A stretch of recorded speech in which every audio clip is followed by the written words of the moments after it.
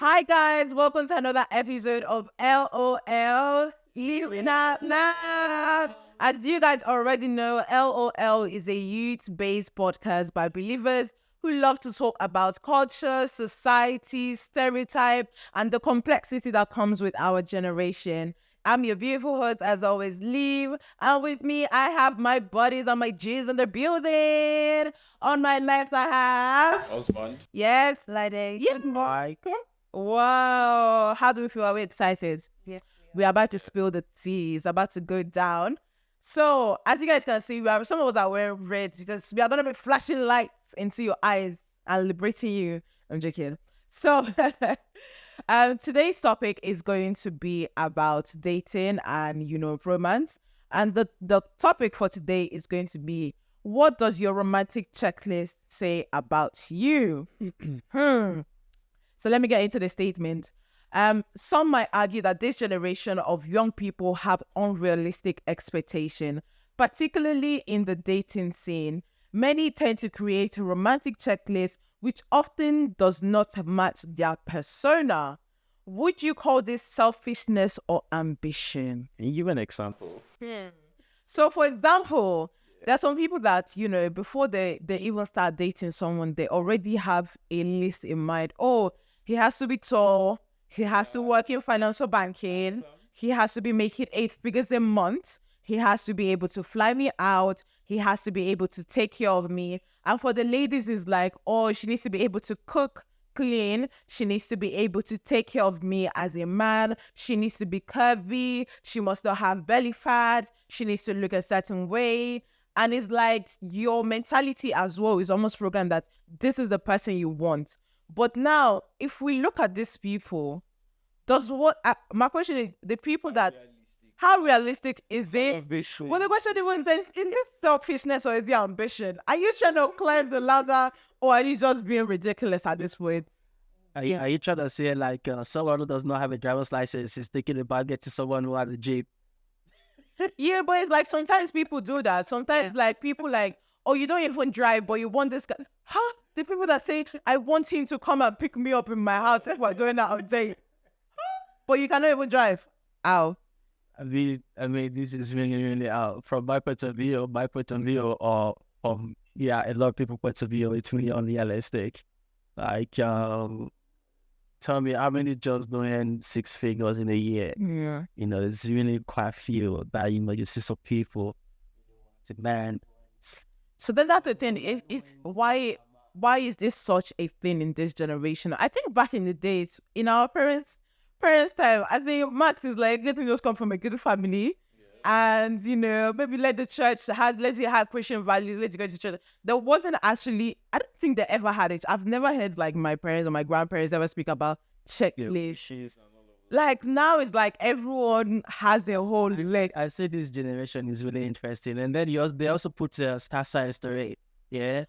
That's it. Aquarius. That's he needs to be a Sagittarius. And there's the star signs there like that. I cannot date him because he's a Pisces. No. That's I mean, everything. From what everybody has said here, it's obvious that society has played a huge role in influencing, our minds and our mindsets, basically. And then everything stemmed from, growing up. You've always watched like movies. You've seen how like things have been done and all of those things. So all of those things have,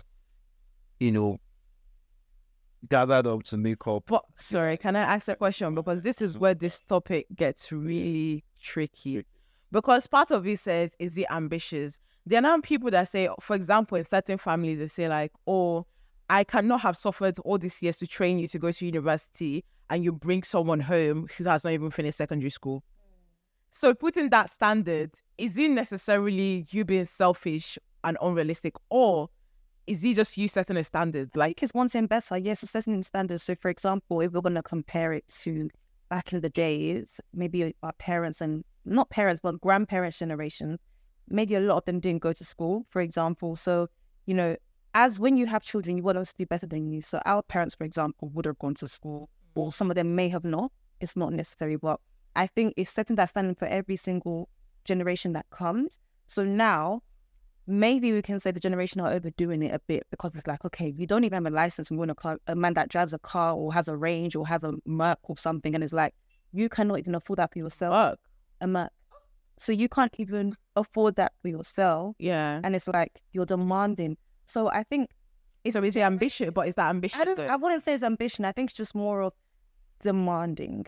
I would say it's more of a demand, because me personally, I would rather have the good things and it be the guy that has it for me, because I would know that, okay, I'm doing well for myself. I don't rely on someone else. That's them. I think that's just how they live their life. If they want to be materialistic and have it that the guy has those things, that's for them. But for someone like me, I think it pushes me to want better for myself. I think this also has a ripple effect on how like guys put themselves under pressure in the society.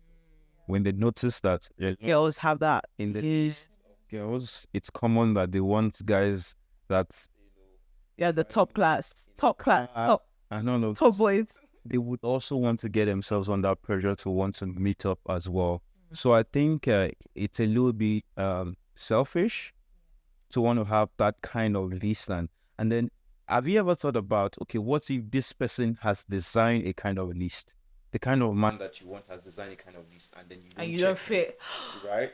So I think there has to be a balance where it's not like it's bad if I have an idea of the kind of woman I want to get married to, in terms of values, but not something fickle in terms of, you have to have a curvy, stuff like that. All those things are not important. Those are not the ingredients. Those are not the pointers that we look at for when choosing, partners or life partners per se. All right. So I think that we need to be more, how do I put it?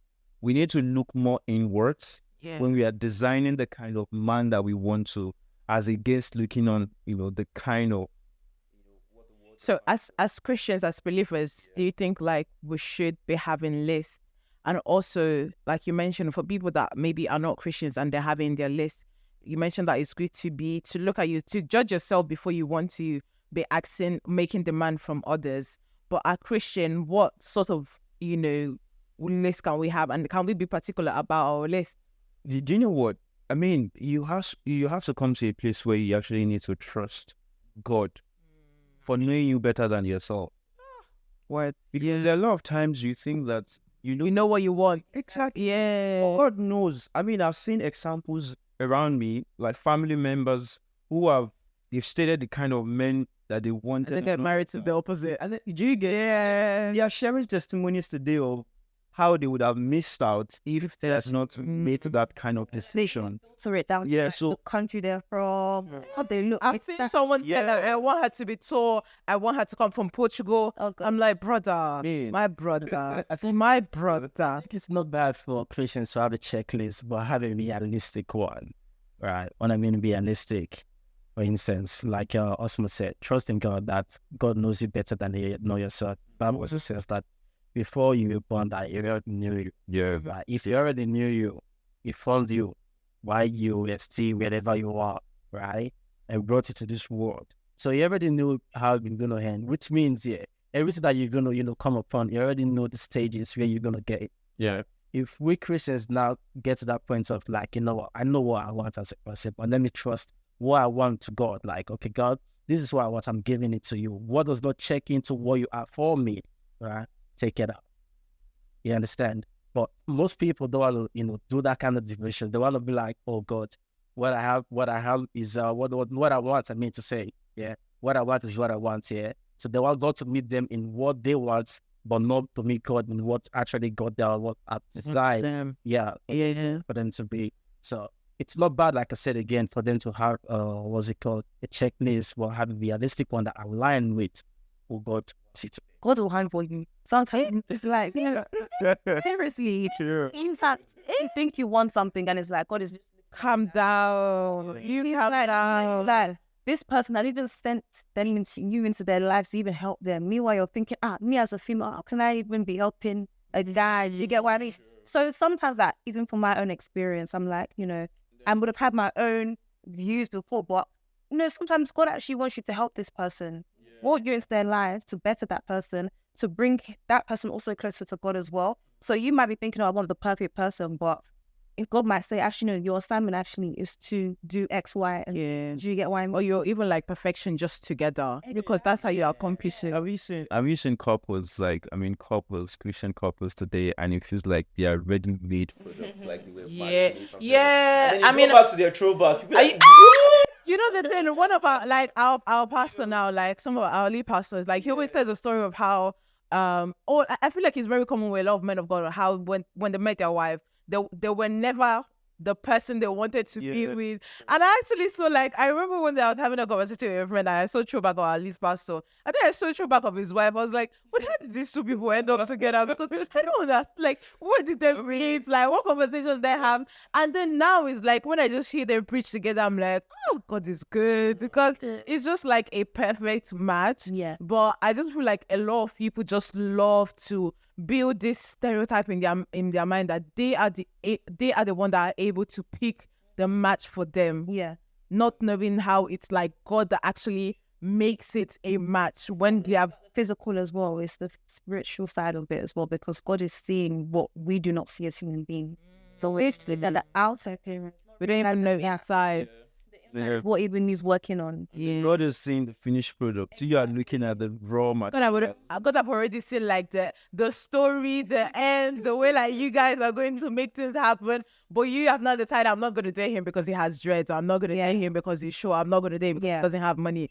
But now He's an office kind of person. he said, yeah, and I like other guys that, like, you know, those ones that always travel with their laptop.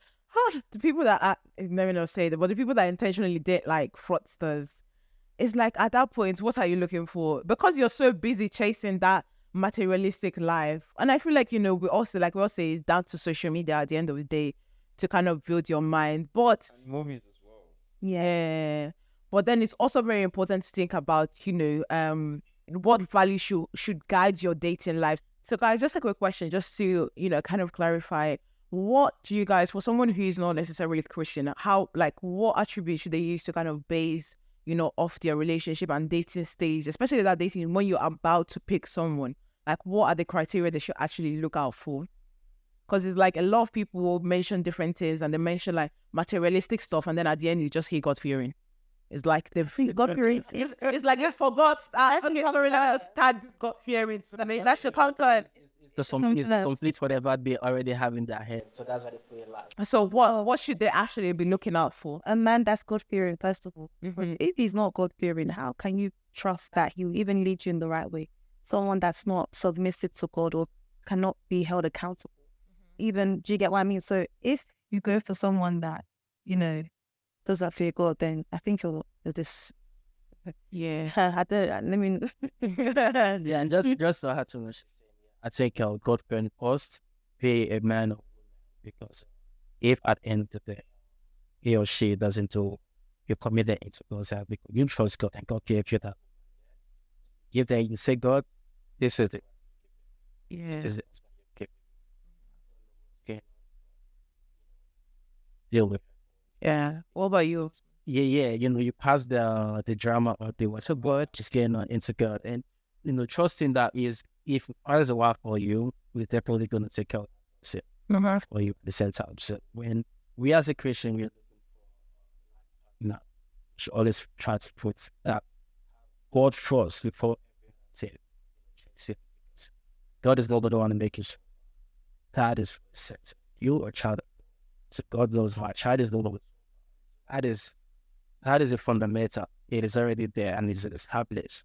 So we know that. And if it's, you know, giving you someone, is giving you someone who's capable, you know, taking care of everything that you so much. Yeah. In addition to what they've said, I think one of the things that I actually looked out for when I wanted to go out with when I wanted to make the decision with my wife, to also not just the fact that this person says, oh, I'm God-fearing, I'm this and that.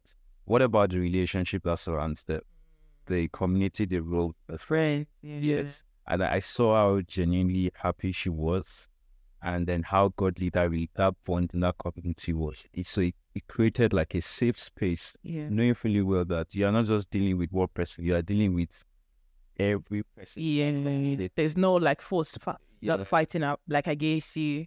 So for me, I'll say teachability. So follow someone that's teachable, because it gets to a point where at the end of the day, this is a journey for the both of you. And I feel like if you are not able to take correction and your partner is not able to take correction, you're in disagreement. If you as a person, you're able to take correction and you go and meet someone that's not able to take correction, there's going to be disagreement. So as much as obviously the person, what actually comes with the person being God-fearing is the fact that they're teachable, because they're kind of bound to by, certain principle of the gospel, and also the community that they hold makes them teachable and will help the relationship to grow in a positive way.